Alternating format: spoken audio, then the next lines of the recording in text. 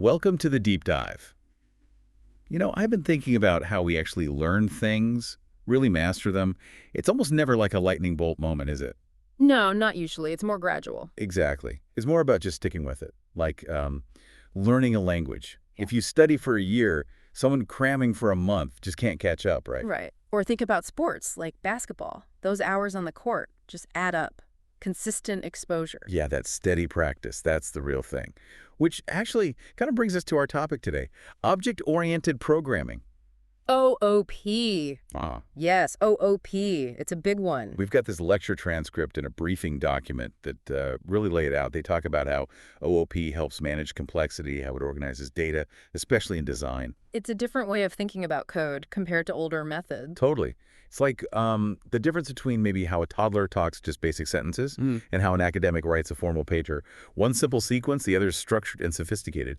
OOP gives you that structure for code. That's a good analogy. It handles complexity better. So our mission for this deep dive is to really pull out the core ideas of OOP. What is it? How does it work? And why should you care? Especially if you're into computational design. But, without getting lost in all the super technical jargon. Sounds like a plan. Where should we start? What is OOP, fundamentally? Good question. The sources describe it as a programming paradigm. Right, a paradigm, like a style guide for your code almost. It's about how you organize it, share it, keep it maintainable. And it's different from procedural programming. Yeah, very different. Procedural is more like a recipe. You just execute instructions one after another. Step 1, step 2, step 3. Very linear. Okay, linear, like following a checklist. So how does OOP break that mold? Well, the key idea, mentioned a lot in the briefing doc, is encapsulation. It's encapsulation, okay. It means bundling data, the actual information and the functions that work on that data together into one package. Unpackaged. Yeah, we call it an object. Think of it like a little capsule, maybe. It holds the stuff and the tools to work on that stuff all together. Ah, okay. And why is that helpful? Well, a big reason is it protects the data. Things outside the object can't easily mess with the data inside unless you explicitly allow it through the object's own functions. It creates these neat, sort of self-contained units. Self-contained units makes Yeah. sense. The lecture had that vector example. That might help make it concrete. Oh, yeah, the vector addition. Good example. So Yeah.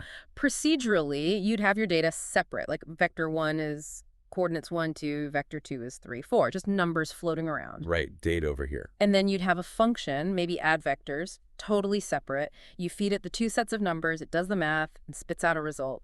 Data and action are apart. Okay, that seems simple enough. Data is data, functions are functions. How does OOP flip that? With OOP, you'd first define what a vector is. You'd create a vector class. A class, like a blueprint. Exactly, a blueprint. Inside this vector class blueprint, you define that a vector has data like an X and a Y component. But you also define the functions that belong to a vector, like an add function. So the blueprint itself includes the actions. Precisely. The blueprint includes both the properties, X, Y, and the capabilities, like adding. Then, when you actually create specific vectors, say vector 1 and vector 2, these are objects made from the class. Each object holds its own X and Y values, and crucially, it has access to that add function defined in its class. Huh. So instead of calling a general add vectors function, I tell vector 1, hey, add vector 2 to yourself using your own add method. You got it. The action belongs to the object. It operates on its own data. That feels more organized. Yeah. It brings us to class and object. The lecture used analogies, right? Yeah, good ones. The class is the blueprint, the template, like a fish-shaped bread mold, or just a general concept of cart, abstract ideas. Can't touch the mold or the idea of a car. Right. The object is the actual instance created from that blueprint, the actual fish-shaped bread you baked, or, your specific K5 car parked outside. That's the object. Tangible. Okay, blueprint versus the thing made from the blueprint. And you can make lots of objects from one class, like tons of cookies from one cutter. Exactly. One car class, millions of actual car objects, each with its own color, VIN, whatever. Now, the lecture also brought up inheritance. That sounded important for structure. Inheritance is super powerful and lets you create hierarchies, relationships between classes. Think about biology, like the animal kingdom example. Why? You have a very general class, like animal. Maybe it has a property like name and a function like make sound. Very basic stuff all animals share. Right. Then you can have a more specific class like mammal that inherits from animal. So a mammal automatically gets the name property and the make sound function, but it might add its own specifics like has fur. Ah, so it builds on the parent class. Exactly. And you can go further. You could have dog and cat classes that inherit from mammal. They get everything from mammal and animal, plus their own unique things like a bark function for the dog. So the dog class doesn't need to redefine name or make sound or has fur. It just gets them automatically. That's the beauty of it. It promotes code reuse. Yeah. Huge deal. And it helps you structure your thinking about complex systems in a logical way. Parent-child relationships. That makes a lot of sense for keeping things tidy, Yeah. especially as systems get bigger. Mm-hmm. You don't need all the nitty-gritty details right now, maybe, but the core idea is inheritance helps structure things. Precisely. Understanding that core concept is key. Okay, so we have encapsulation, classes, objects, inheritance. This structured approach, how does this actually show up in tools we might use? The lecture mentioned RhinoCommon. Ah, RhinoCommon. Perfect example. It's a core library for Rhino, and it's built entirely using OOP principles. It is an object-oriented structure. How so? It's hierarchical, just like that animal example. At the very top level, you might have something super general, like an object class. Then underneath that, inheriting from it, you get more specific things like geometry base. Okay, getting more specific. And inheriting from geometry base, you find the actual things you work with. Point, curve, surface, mesh. Each of these is a class. So a point is a type of geometry base, which is a type of object, like a family tree for geometry. Exactly like a family tree. And even within curve, you have more specialized types like line curve, polyline curve, NURBS curve. They're all different classes. Different ways of being a curve. Right. But because they all inherit from the main curve class, they share common properties. Like what? Well, think about it. Any curve, whether it's a simple line or some complex NURBS thing, it has a start point, right? Yeah. An end point, a length. Yeah, that's true. Those common features are defined in the parent curve class, and all the specific curve types inherit them. That's actually really elegant. It handles both the differences and the similarities. The lecture mentioned casting, too. What's that about? Casting is basically treating an object as if it were one of its parent types. So you might have a very specific NURBS curve object, but maybe you only need its length. Since length is defined in the more general curve class, you can temporarily cast your NURBS curve to be treated just as a generic curve to get that length property. So you kind of simplify it for a moment to access shared stuff. Yeah. It's like saying, okay, I know you're a fancy NURBS curve, but right now just act like a plain old curve so I can ask your length. The lecture did warn, though, that sometimes you can lose information if you cast up the hierarchy. The general type might not hold all the specific details. Good point. So it's useful, but be careful.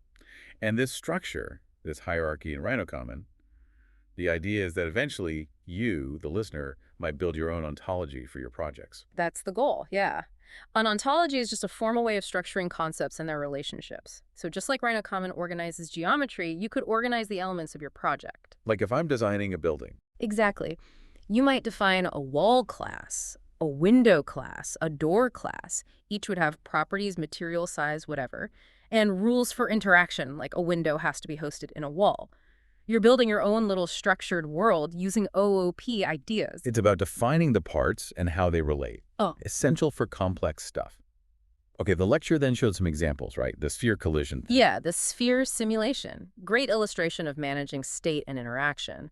Each sphere is an object. An object of the sphere class. Right, and each sphere object has its own data. Position, velocity, color, maybe a collision counter. And it has functions. How to move, how to detect a collision with another sphere object, how to change its color if it collides. So the simulation just manages a bunch of these sphere objects, and they handle their own business based on the rules in their class. Pretty much. It makes managing hundreds or thousands of interacting things much, much cleaner than trying to track everything with separate lists of positions, velocities, colors. It gets messy fast the old way. I can imagine.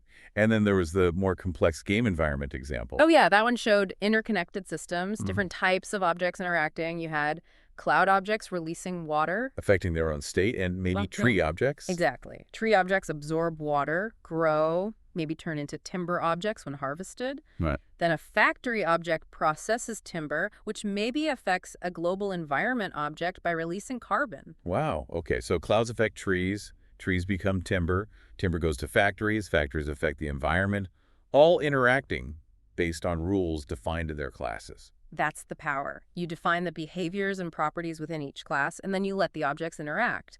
It allows for really complex emergent behavior, but built from understandable modular parts. So for you listening, the idea is to start thinking about your own projects that way. What are the things? What do they know? Data? What can they do? Functions? How do they interact? It's a shift in thinking, focusing on abstraction and these self-contained modules. Makes sense. Now, there was also a distinction made between instance functions and static functions. That felt a bit more technical. It is, but it's pretty fundamental.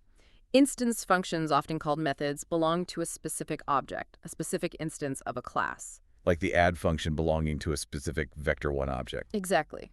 That function usually works directly with the data inside that specific vector1 object, like its own x and y values. If you have 10 vector objects, each has, conceptually, its own add function ready to act on its own data. Okay, so what about static functions? Static functions belong to the class itself, not to any one object. You call them using the class name directly. An example.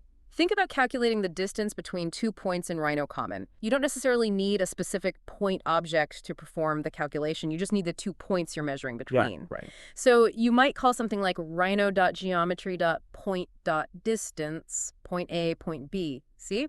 You're calling distance on the class itself, giving it the objects it needs, point A, point B, as inputs. It doesn't belong to point A or point B. Ah, okay. But if I wanted to move point A, I'd call an instance function on it, like point A move some vector. Precisely. Because move needs to change the internal data of point A. So instance functions operate on a specific object state. Static functions are more like general utilities related to the class concept. Got it. General utilities versus object-specific actions. Is one better than the other? Not better, just different uses. Static functions are good when the action doesn't depend on the specific state of one object. Instance functions are needed when you're working with or changing an object's unique data. It's about where the logic naturally fits. Okay, clear enough. And the NURBS curve constructor was mentioned briefly. Yeah, that was just reinforcing the idea that classes define what's needed to create an object. A constructor is that special setup function. For a NURBS curve, the constructor says, okay, to make me, you must provide things like the degree, control points, knots. The essential ingredients. Exactly. And the point was, you find out what those ingredients are by reading the documentation for the NURBS curve class. Underscores the importance of docs when using OOP libraries. Right. Read the manual. Okay, finally, the lecture just touched on design patterns. Sounded advanced? They are a more advanced topic, yeah. But the core idea is simple. They are reusable solutions to common problems you run into when designing software with OOP. Kind of like architectural patterns, but for code. Okay, common solutions. There's a famous book, the Gang of Four book, that cataloged many of them. The lecture mentioned creation patterns, which are all about how you create objects effectively. And the specific example was the singleton pattern. Right. The singleton. Its whole purpose is to make sure you can only ever have one single instance of a particular class in your entire application. Only one. Why would you want that? Think about something that needs to be globally unique, like a manager for application settings, or maybe that environment observer tracking overall pollution in the game example. You wouldn't want 5 different pollution trackers potentially disagreeing, right? No, you'd want one source of truth. Exactly. So the singleton pattern gives you a way to guarantee only one instance gets created and provides a standard way for everyone else to access that single instance. A single point of control. Makes sense for certain things. And there are other types. Structural, behavioral. Yep. Structural patterns deal with how you combine objects and classes into larger structures. Behavioral patterns focus on how objects communicate and distribute responsibilities. But yeah, definitely more advanced stuff. The lecture just wanted to plant the seed that these established patterns exist. Okay, so design patterns are like a library of proven OOP techniques for later. Got it. So wrapping this up, it feels like the big message is that OOP is this really powerful way to structure code, manage data, handle complexity, essential for big projects or tools like RhinoCommon. Absolutely. It's all about modularity, making things reusable, keeping things organized. That leads to code that's easier to understand, fix, and build upon. And like we said at the start, really getting it, mastering it, that takes time and practice, consistent exposure. It's a journey, for sure. You build that intuition piece by piece. So for you listening, the challenge is to start looking at your own work, your own interests, through this OOP lens. What are the objects in your world? What data do they hold? What can they do? How can you start to structure things in a more modular way? Yeah, start thinking about abstraction. Hmm. And maybe a final thought to chew on. Pick any system you use every day. Could be your office building, the subway system, even just a website. Okay. How would you start breaking it down using OOP ideas? What are the core objects? Walls, trains, user accounts. What are their properties, their actions? How do they connect? Thinking like that. It's almost a new way to see the complexity around us.